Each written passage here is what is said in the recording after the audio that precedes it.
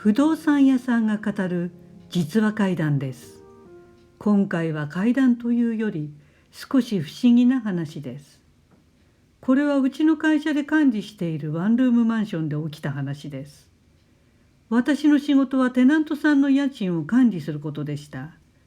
今から6年ほど前、東京23区内のあるワンルームのテナントの M さんが7月の賃料を6月30日の段階で支払っていなかったんです。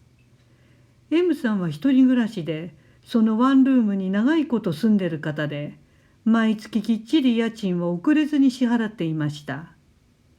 私は出張中でしたので、東京にいる社長に電話して、M さんが30日の今日になっても家賃を振り込んでいないのよと伝えると、7月の月頭に振り込むかもしれないから、もう少し待ってみてはという返答でした。確かに月末ではなく、月頭に遅れて支払う人もいます。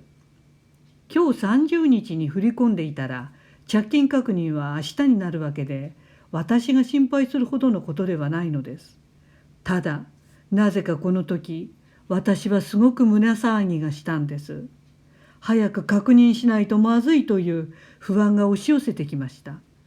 例えて言うなら、黒く厚い雨雲が私の真上に押し寄せてくるかのようでした。そこで私は社長に、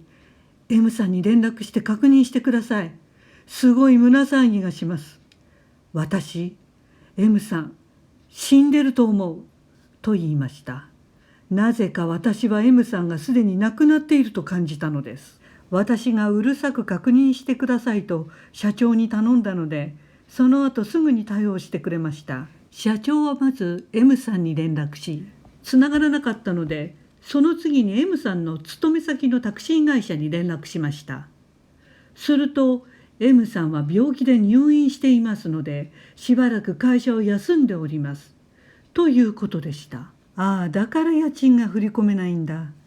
退院したら清算してくれるだろうと思いましたが、それでも私の胸騒ぎは収まりません。次の日の7月1日になっても、私の不安は消えませんでした。それどころか、胸騒ぎがもっと強くなってきましたので、再度社長に入院しているから部屋にはいないかもしれないけど、確認のために行ってくださいと頼みました。さすがに社長も私がせがむので、今日は無理だけど明日朝見に行くということになりました。明けて7月2日、社長と社員の2人で M さん宅を訪ねました。ノックをしても何も返答がないので、合鍵で少しだけドアを開けると、もう匂いで分かりました。これは刺繍だとすぐに分かったそうです。M さんは玄関のドアにもたれるようにして亡くなっていました。ご遺体はすでに黒く変色しており、体液の一部が流れ出していました。社長がすぐ警察に連絡し、対応をしていただきましたが、検視の方曰く、あと1日遅れれば虫が湧くところだったかもしれないとのことでした。推定死亡時刻は6月27日の午前4時ごろということでした。死後6日間が経っていました。その根拠は M さんの携帯の発信履歴で、午前4時に同僚にかけたのが最後でした。通話記録はなかったので、そのまま事切れたのだと思います。偶然なのですが、M さんが亡くなる2時間前の27日の午前2時ごろ、うちの社長が M さんの部屋の前を通りかかっているのです。たまたまM さんの隣の部屋のテナントさんは社長の知り合いで、用があったので彼が夜勤明けの深夜遅い時間に会いに行っていたのです。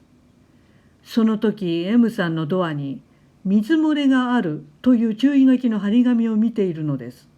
社長は建物の管理人か誰かが貼ったものかと思いましたが、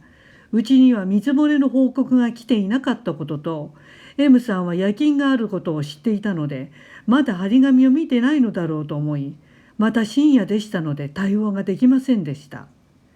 もしその時社長が M さんの部屋のドアをノックしたり、何かしら対処していたら、まだ M さんは生きていたんですよね。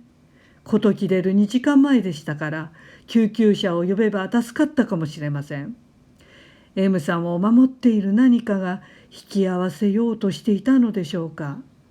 また、今でも私のあの時の胸騒ぎと不安感はとても不思議です。私は M さんが一人であの部屋で事切れているのが分かったのです。私はあんな胸騒ぎを経験したことがありません。おそらく M さんの魂が私に自分が死んでいることを知らせようとしていたのでしょう。その後、私は出張から戻って自宅の携帯電話を確認したところ、M さんの携帯から6月27日に着信がありました。おそらくプライベートの番号を緊急用として以前に渡してあったのだと思いますが、私は全く覚えがありません。その後、社長は遺族の方に連絡し、M さんの火葬とお骨拾いまでご一緒しました。不動産屋さんって他人の人生を深く垣間見る職業です。今回は孤独死を考える良い機会となればと思います。ご視聴ありがとうございました。